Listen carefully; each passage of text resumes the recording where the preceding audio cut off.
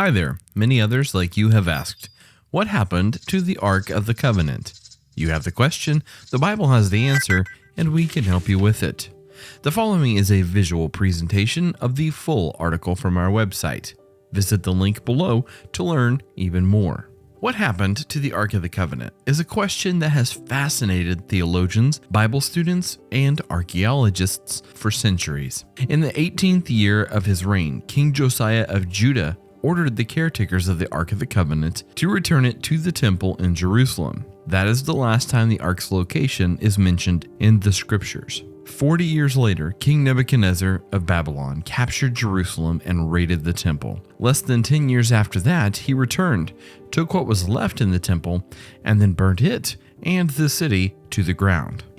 They put the Ark in a place called the Temple of Solomon in Jerusalem, where it stayed for many years, until all of a sudden, whoosh, it's gone. Where? Well, nobody knows where or when.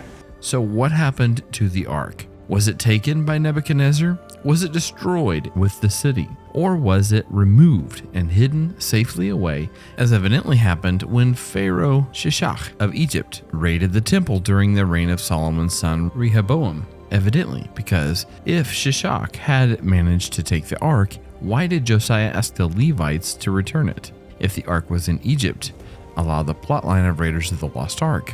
The Levites would have not possessed it and therefore could not have returned it. Back on track. Interestingly, Revelation 11:19 mentions the Ark as being in heaven. Then God's temple in heaven was open, and within his temple was seen the Ark of his covenant. And there came flashes of lightning, rumblings, peals of thunder, an earthquake, and a severe hailstorm. This verse has led some to speculate that the ark was taken up to heaven to be preserved there. But the ark that John sees in his vision of heaven is probably not the same ark that Moses constructed. We know that the articles in the tabernacle were copies of the heavenly things, and that the sanctuary itself was but a copy and shadow of what is in heaven. Revelation 11 deals with the sounding of the seventh trumpet, which ushers in a final round of judgments upon the earth. John's glimpse of the ark is probably as a reminder that God has not forgotten his people, that he is present with them, and that true worship will soon be restored.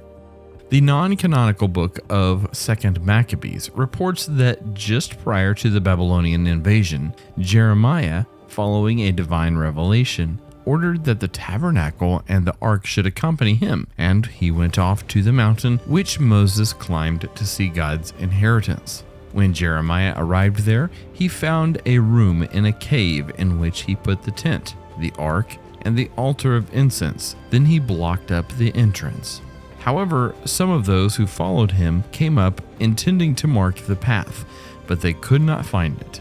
When Jeremiah heard this, he reproved them. The place is to remain unknown until God gathers his people together again and shows them mercy. Then the Lord will disclose these things, and the glory of the Lord will be seen in the cloud, just as it appeared in the time of Moses, and when Solomon prayed that the temple might be gloriously sanctified.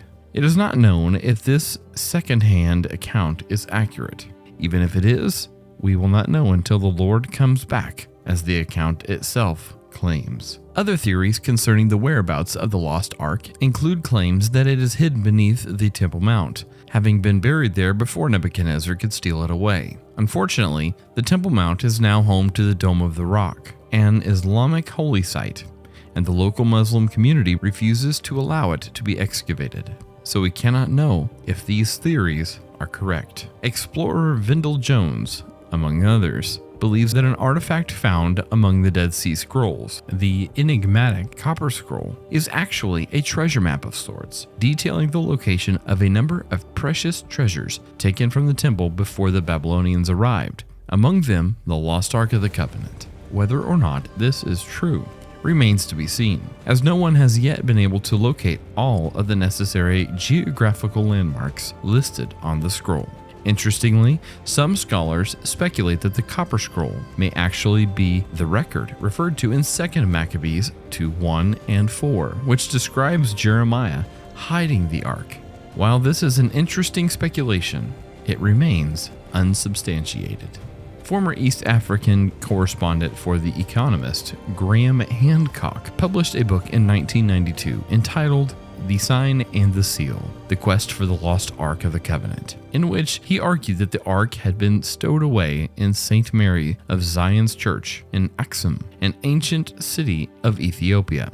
Explorer Robert Cornuke of the Base Institute also believes that the Ark may now reside in Aksum. However, no one has yet found it there. Similarly, archaeologist Michael Sanders believes the Ark is hidden away in an ancient Egyptian temple in the Israeli village of Jahara, but he has yet to actually find it there.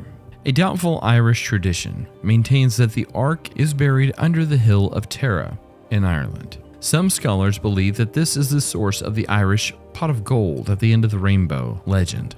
There are also the claims of Ron Wyatt and Tom Kreutzer. Wyatt claimed to have actually seen the lost Ark of the Covenant buried under Mount Calvary, and Kreutzer claimed to have seen it on Mount Pisgah, near Mount Nebo. Neither has been able to substantiate his claims with any real evidence. Now, in conclusion, in the end, the Ark remains lost to all but God. Interesting theories like the ones presented in this video continue to be offered, but the Ark has yet to be found. The writer of 2 Maccabees may very well be right. We may not find out what happened to the lost Ark of the Covenant until the Lord himself returns. All right, that answers your question. What happened to the Ark of the Covenant? Thanks for watching. The link to this full article is in the description below. If you prefer to stay on YouTube, here's a recent upload and a curated option to choose from. Now don't be afraid to keep asking these questions. Make sure to thumbs up this video and subscribe.